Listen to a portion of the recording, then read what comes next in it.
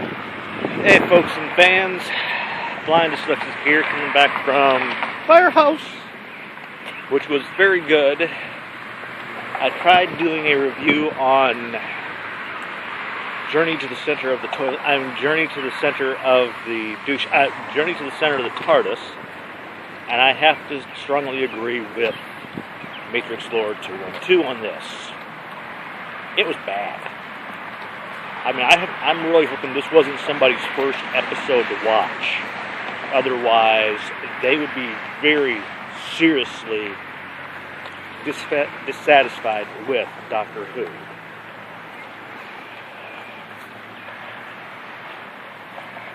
The master button, which was found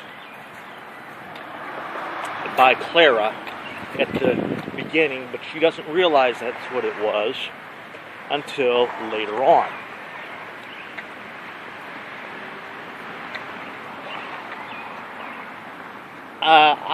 There's another thing I have to say about Matrix Lord's thing. It was, if I had a choice between Love and Monsters and this one, I'd have to go with Love and Monsters as being better. If this is the type of writing they call entertainment, then they need to turn in their pink slips. The last time I saw something this bad,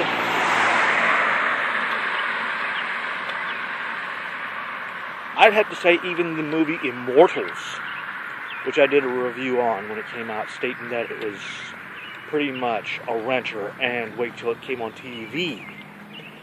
Or Late Show. The Immortals movie was better than Journey to the Center of the TARDIS. This episode reminded me of the Russell Crowe Robin Hood movie. Action, but no plot. That is pretty much what this episode was. Nothing but action and zero plot. It went nowhere. The whole notion of, I thought it was very kind of the one brother to, I will say it was very kind of the one brother in order to help the younger one get over the death of their father, and making him assume that he was a robot, and all that he did. That, I have to say, was a good plan. But, and then the zombie creatures, I have to say the zombie creatures, those were interesting. One second. I've got to get myself back into the, okay. There we go, I got myself into the gate. Hands are full. The zombie creatures that turned out to be members of the crew, or so, that was decent. That was good. I started having my suspicions that that's what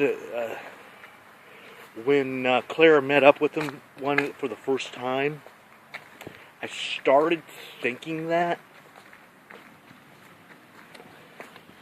Because I also assumed that the silence, which I wish could have stood up, a silence could have stood up in front of me and made me forget this whole thing. But that's another thing about the silence. I want to do a quick little thing about the silence. I'm wondering if they're not an offshoot of the Weeping Angels or vice versa, or even if the silence were Time Lords. Because remember, the Time Lords were trying to reach this nth degree, which was commented during the Doctor's and Master's last visit. So I wonder if that was their attempt and it just went south. But back to the story at hand, or lack thereof.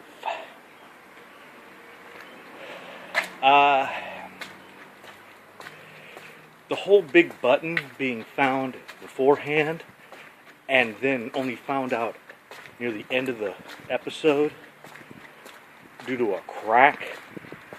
There could have been so many other options they could have gone with. They could have done so many things differently.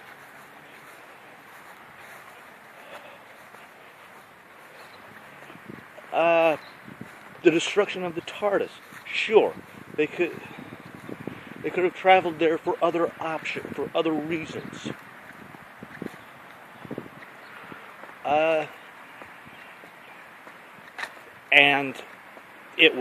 And Matrix Lore 212 was dead on as well. Or whoever made the comment was dead on as well. All it was corridors and 2 different rooms. Come on. With the money they've got, they could have not have given anything other than that. Please. You got to see more of, hell, when in The Doctor's Wife, you got to see more of the TARDIS than in this episode. You got to see more of the interior of that robot or android in Let's Kill Hitler. But I'm serious. If this is the type of what they call writing, then the writers need to turn in their pink slips and they need to get new people from Moffat on down. Hey, bring in Nick Briggs. I think Nicholas Briggs would have done a hell of a lot better job. And what Moffat needs to remember is, it's not his show. It's the fans' show. So in the end, we don't care what the Doctor's name is. That's not important to us. But what I think would be funny, though, is if he gets one of those doppelgangers and feeds them false information. So that would be good if he'd grabbed a doppelganger, one of these doppelgangers, and utilized them. So that way, they give false information. Unless they do the same whole, let's restart from the beginning, but still you'd learn his name. But no. A good plot point would be, the Doctor would give them a doppelganger, feed them information, because we've seen it before, in the Space Museum, when they were questioning the first Doctor. Every time they try to ask him a question, the first Doctor would think of something else, and that's what would be pictured. So, and I'm hoping that John Hurt plays a version of the first Doctor, because, as we know, William Hartnell could not appear to the 20th because he was dead. And sadly, Richard Hurndall, my hands are full. Richard Hurndall passed away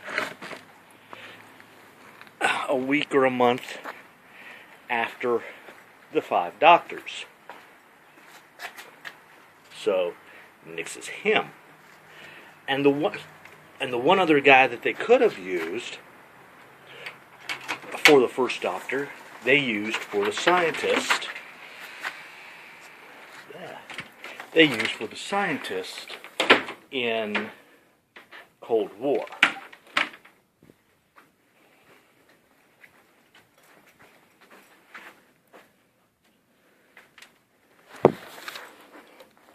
There we go. I'm into light now. But overall, I'm hoping this wasn't somebody's first outing with the Doctor Who episode, and